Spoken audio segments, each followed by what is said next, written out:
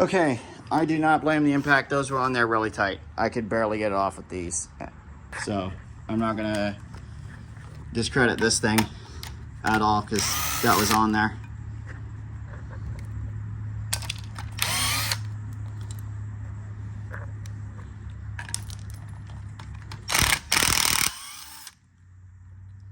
One.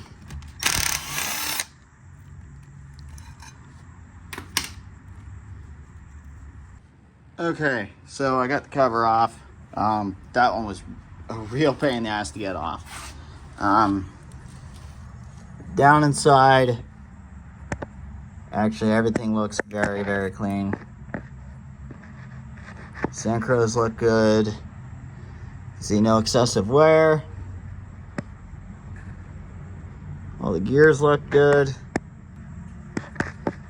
Everything looks pretty good to me. So, see nothing back on this, the final drive gear. You can kind of see it down there. Everything looks good. Beyond, I broke one of those pins right there, which is gonna involve quite a bit of dissecting to get this all apart. I'm not seeing any pieces that are from, or that are where the broken one is, or whatever is broken on it. So I'm not seeing any metal shards anywhere as of yet. So I'm gonna take a better look and take some time and inspect this very thoroughly. I'll be back with you guys in a little bit when I get ready to pull this out, and we can see if we can get to getting that pin potentially hammered out. Okay, so I pulled the thing out, or I pulled the neutral safety out, and it is in fact just a notch. You can see it there. So it is when that is hitting the back side of it, and that would be hitting that freeze plug right there. Yeah, you can see the pin is sheared inside. You can see it on that side too. And you can actually see it on, you might not be, yeah, you're not gonna, it's hard to see, but I can see just down there's like a bit of a pin sticking out, and, ooh, it's all the way out, I think, on this side.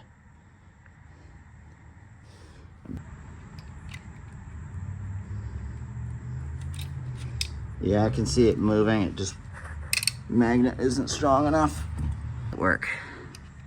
Might. Let's see if I can get them.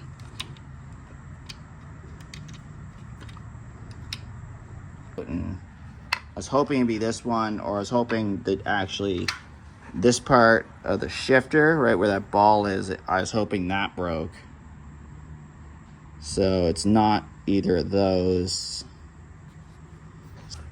Now we're gonna pull out the pull the flywheel off. It is a 3/4 12 point with these ARP bolts in there.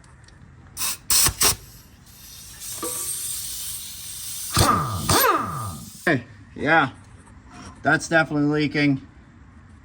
Pretty good actually. Yeah, look at it all right there.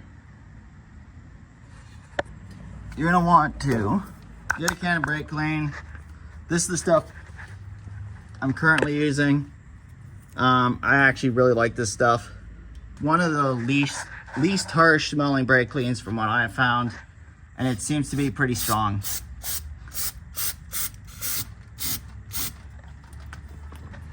Go under the rag. Start cleaning this up a little bit.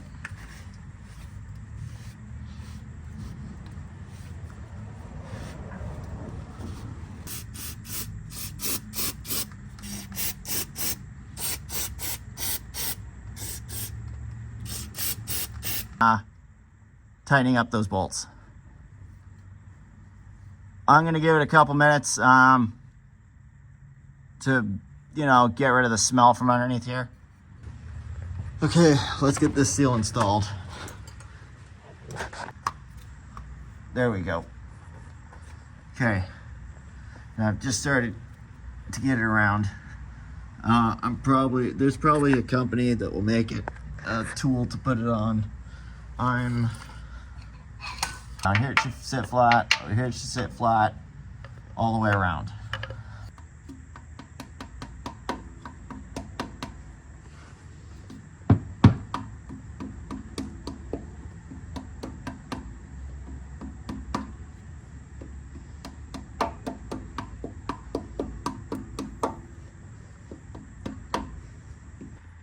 Okay, so officially we're now on reassembly, and I've just started cleaning up some of the parts. Flywheel, again, there's a bit of heat marking on it, you can see. It's actually pretty smooth. There's maybe a little bit of a groove right around here. Nothing here. Maybe just a bit of a groove right. Noticeable to see, but there might be just a hair of a groove right here.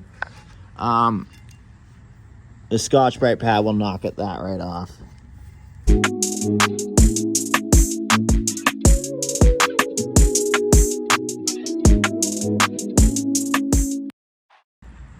Okay, so I got the pressure plate cleaned up. We got the backing plate, bell housing, and flywheel cleaned up. We're also going to clean up the clutch disc. There is some friction material stuck in between.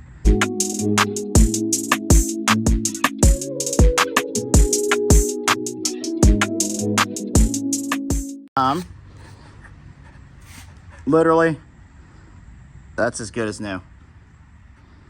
No damage at all on it.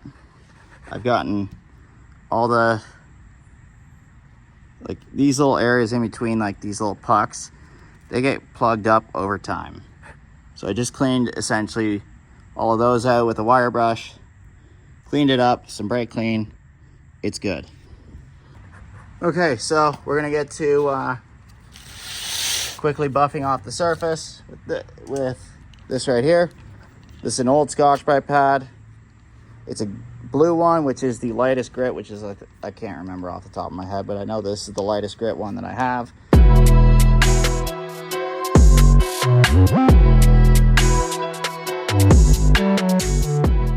A quick little buff with Scotch-Brite. It's as good as new. You can still see the marks, see some of the marks in it. So it shows you I haven't gone very far in the material.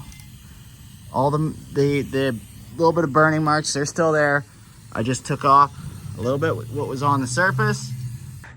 Okay, so yeah. Okay, so we got the bell housing down here. Now we're gonna have to wiggle it on.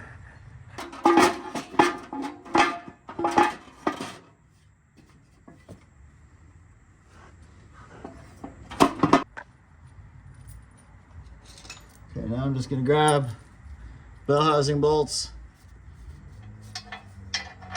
start putting them in.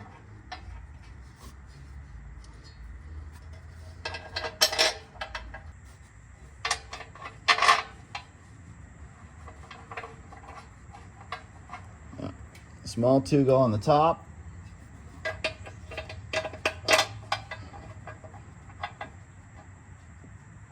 That. The cable hooks up too. Up. Maybe turn it up in here. I don't know if you could, what you could see there, because I just went up through the shifter hole. But it's up underneath the gas pedal. Underneath the gas pedal, so underneath there somewhere, is where the cable attaches to. It's currently falling off, so this has absolutely no tension on it. But anyways, I'm still just gonna put, there's a nut, there's two nuts, so there's, this one goes on first because it's rounded, and that sits in this part of it right there.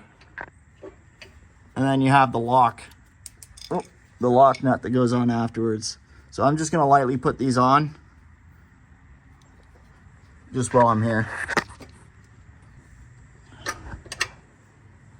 Yeah, this is somewhere around here, if I remember. So this is a bit of an older cable, so yeah. Well, we're making pretty good progress. Gonna tighten the bell housing up and then put the starter in, and then we're just about done for the day.